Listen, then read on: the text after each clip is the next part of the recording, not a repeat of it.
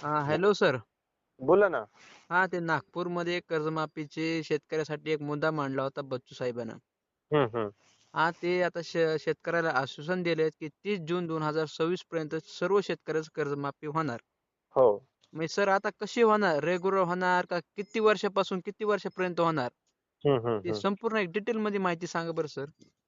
हो, ते 28 तारखेला इथं नागपूर येथे महाएल्गार मोर्चा कर्जमाफी संदर्भामध्ये झाला. त्यामध्ये आता शेतकऱ्यांना, जो शेतकरी दुष्काळात सापडला होता, कर्जात सापडला होता, त्या शेतकऱ्यांना आता कर्जमाफीचा मोठा म्हणजे घोषणा करण्यात आली सरकारकडून. हो सर. तर त्यामध्ये आता कोणकोणते शेतकरी पात्र ठरणार आहे व कोणत्या शेतकऱ्यांना कर्जमाफी 100% भेटू शकते आणि कोणते शेतकरी कर्जमाफीपासून आजही वंचित राहू शकते. हो सर. तर त्या संबंधित डिटेल माहिती आपण पाहूया, कारण आम्ही तिथं स्वतः आंदोलनामध्ये आम्ही तिथं सहभागी होतो 2-3 दिवस. हं.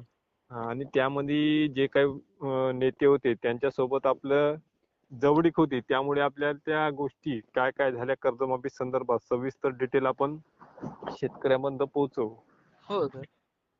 कर्जमाफी 30 जून 2026 पर्यंत होणार याची घोषणा आपल्या राज्याचे मुख्यमंत्री यांनी केलेली आहे. हो सर. आता त्यामध्ये आता कोणते शेतकरी पात्र असेल व कोणते शेतकरी पात्र नसणार हं. याची स्पष्टता काय ते सुद्धा आपण बोलू. हो सर. तर ज्या शेतकऱ्यांचं कर्ज हे थकीत आहे, ज्या शेतकऱ्यांचं 1,00,000-2,00,000 रुपये कर्ज आहे, 3,00,000-4,00,000 रुपये कर्ज आहे, ज्या शेतकऱ्यांनी 2020 पासून, 21 पासून, 22 पासून, 23 पासून कर्जाचा भरणा केला नाही, हं. ते म्हणजे नापिकी, अतिवृष्टी व नैसर्गिक संकटामुळे शेतकऱ्यांना कर्जाचा भरणा करू शकले नाही, हो सर. उचललेल्या कर्जाची परतफेड केली नाही, अशा शेतकऱ्यांचं कर्ज हे थकीत स्वरूपात गेलं आहे 2-3 वर्षापासून. हं. तर त्या शेतकऱ्यांचं कर्ज हं. माफ करण्यासाठी भला मोठा मोर्चा हा नागपूर इथे करण्यात आलेला होता 27 तारखेपासून तर 29 तारखेपर्यंत. हं, हं. त्यानंतर 30 जूनला, म्हणजे 30 तारखेला नाही तर मुंबई येथे बैठक घेण्यात आली, मंत्रिमंडळ बैठक. हं, हं. मुख्यमंत्री, दोन्ही उपमुख्यमंत्री या त्या चर्चेदरम्यान 2 ते 2.5 तास चर्चा झाली कर्जमाफी योजनेसंदर्भात. हं. आम्ही त्यामध्ये अखेर घोषणा केली की शेतकऱ्यांना, थकीत शेतकऱ्यांना हं. कर्जमाफी हे 100% 30 जून 2026 पर्यंत मिळणार. हं. आता त्या संबंधित पहिला अहवाल एप्रिल महिन्यात पहिल्या आठवड्यामध्ये अहवाल निर्माण करेल. हं.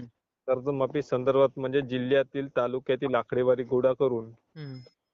किती कोटी कर्ज आहे शेतकऱ्यावर आणि शेतकऱ्यांचा आकडा किती लाख पर्यंत आहे, हं. याची आकडेवारी एप्रिलच्या पहिल्या आठवड्यात येईल. आणि हं. ती आकडेवारी आल्यानंतर मग कोणत्या शेतकऱ्यांना म्हणजे किती लाख पर्यंत माफ करायचं या संबंधात जी शासन निर्णय हे सरकार ठरवेल. हं. याच्या आधी 2 लाख पर्यंत कर्जमाफी झाली आहे उद्धव ठाकरे साहेबांच्या काळात. हो सर. आणि 7/12 कोरा करण्याचं वचन निवडणुकीच्या दरम्यान सरकारनं दिलं. हं. आता आपल्याला जेव्हा 7/12 कोरा करण्याचं वचन दिलं, हं. त्यामुळे शेतकऱ्याच्या 7/12वर किती लाख रुपयाचा कर्जाचा बोजा असला हं. तरी आता काळजी करण्याचं कारण नाही. हं. त्यामुळे आता ज्या शेतकऱ्यांचा रेग्युलर कर्जदार शेतकरी आहे, पुनर्गठित शेतकरी आहे, हं. त्या शेतकऱ्यांचं 31 मार्च 2026 ला कर्ज हे थकीत स्वरूपात जाते. हं. थकीत स्वरूपात 31 मार्च 2026 ला गेल्यानंतर ते थकीत कर्ज माफ हे 30 जून 2026 ला होणार आहे. हो, हो. याची स्पष्टता आपले आंदोलनकर्ते बच्चू कडू यांनी 2-3 न्यूजच्या चॅनल मार्फत जे काही मुलाखती दिल्या त्यामध्ये अशी स्पष्टता दिली आहे. त्यामुळे आता रेग्युलर सोबतच थकीत शेतकरी सुद्धा आता कर्जमाफीच्या यादीमध्ये बसणार आहे. हं. अशी सध्या तरी आतापर्यंतचं अपडेट कर्जमाफीची आहे. हं. बस सर तुम्हाला काय वाटतंय शेतकऱ्याचं कर्जमाफी होईल का बरं? होणार ना, 100% होईल, कारण म्हणजे की आंदोलन झालं. म्हणजे आतापर्यंत सरकारने 2 आश्वासन दिले शेतकऱ्याला. हम्म, हम्म. म्हणून होईल का 100% कर्जमाफी आता? 100% आता त्याने, कारण त्यांचं ऑन रेकॉर्ड स्टेटमेंट आहे. बैठक झाली, बैठक झाल्यानंतर हं. त्यांनी घोषणा केली. हं. घोषणा केल्यानंतर त्यांना 30 जून 2026 पर्यंत हम्म कोणत्याही परिस्थितीमध्ये, कारण आता हिवाळी अधिवेशन आहे या नोव्हेंबरच्या पंधरवड्यामध्ये 8 दिवसानंतर आता हिवाळी अधिवेशन आहे. हम्म हिवाळी अधिवेशन मध्ये त्या आर्थिक बजेटची तरतूद नसल्यामुळे त्यांनी स्पष्ट सांगितलं त्या मीटिंग मध्ये हम्म का ह्या वर्षीच्या बजेटमध्ये कर्जमाफीचा विषय होऊ शकत नाही.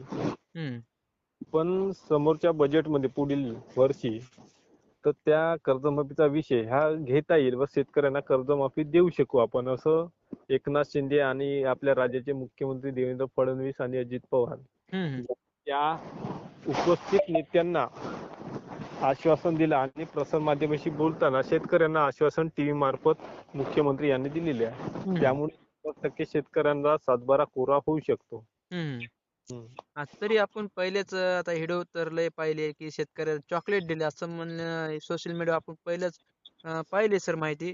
हो मग आता तुम्ही सहभागी होता त्या आंदोलनामध्ये, तुम्हाला हो. भरपूर माहिती माहिती असेल सर. हम्म. नाही, आता ते कसं घरून कोणी काही म्हटलं चॉकलेट घेतले आणि किती खोके घेतले, हो. त्यामध्ये आमच्या भागातले वामनराव चटप हम्म शेतकरी नेते, त्यांचं 25 वर्ष गेलं तिथं, संपूर्ण आयुष्य गेलं त्या शेतकरी संघटनेसाठी. हो हो. त्यांच्यावर आजपर्यंत एकही डाग पैशाचा लागलेला नाही आहे. हम्म पुढे तिथं चॉकलेट घेणं आणि खोके घेण्याचं काम, म्हणजे तिथं 9 लोक आतमध्ये मीटिंग मध्ये होते. हो सर.